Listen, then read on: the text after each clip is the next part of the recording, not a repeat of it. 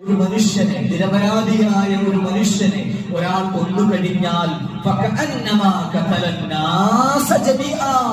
മുഴുവൻ മനുഷ്യരെയും കൊന്നതുപോലെയാണ്. ഒരാളെ കൊന്നാൽ ലോകത്തിലെ മുഴുവൻ മനുഷ്യരെയും കൊന്നതുപോലെയാണ്. 27 പേരെ കാശ്മീരിൽ കഴിഞ്ഞ ദിവസം കൊന്ന ആളുകൾ, ആ ആളുകൾ ഇസ്ലാമിന്റെ ദൃഷ്ടിയിൽ, ഖുർആനിന്റെ ദൃഷ്ടിയിൽ ആ ആളുകൾ ലോകത്തിലെ മുഴുവൻ മനുഷ്യരെയും കൊന്നവരെ പോലെയാ. ഇത് ഖുർആൻ പറഞ്ഞ കാര്യമാണ്. ഇത് നമ്മൾ വ്യക്തമായി നമ്മൾ പഠിക്കുകയും നമ്മൾ സമൂഹങ്ങളെ പഠിപ്പിക്കുകയും ഇതാണ് ഇസ്ലാം എന്ന് പറഞ്ഞുകൊണ്ടുവരണം. ഇതല്ല വെറുതെ എഴുതി കൊടുത്ത കാര്യമാണിത്, എഴുതി കൊടുത്ത കാര്യമാണിത്.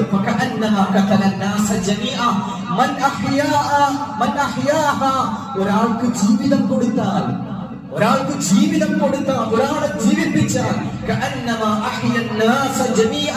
മുഴുവൻ മനുഷ്യരെയും ജീവിപ്പിച്ചതുപോലെയാണ് അവൻ എന്ന് അല്ലാഹു സുബ്ഹാനഹു വ തആല അല്ലാഹുവിന്റെ ഇതാണ് അല്ലാഹുവിന്റെ കിതാബ്, ഇതാണ് ഖുർആൻ, ഇതാണ് ഇസ്ലാം, ഇതാണ് ഇസ്ലാമിക ശരീഅത്ത് എന്ന് പറയുന്നത്. ഇതാണ് ഈ ആയത്ത്. കഴിഞ്ഞ ദിവസം റിപ്പോർട്ടർ ചാനലിലെ ഡോക്ടർ അരുൺകുമാർ, വാർത്താ അവതാരകനായ അരുൺകുമാർ ഈ ആയത്ത് പറഞ്ഞതിന്റെ അതിന്റെ ആശയം പറഞ്ഞു കൊടുത്തത് കഴിഞ്ഞ ദിവസം നിങ്ങൾ എല്ലാവരും കേട്ടിട്ടുണ്ടാകും. ഇതാണ് ഇസ്ലാം.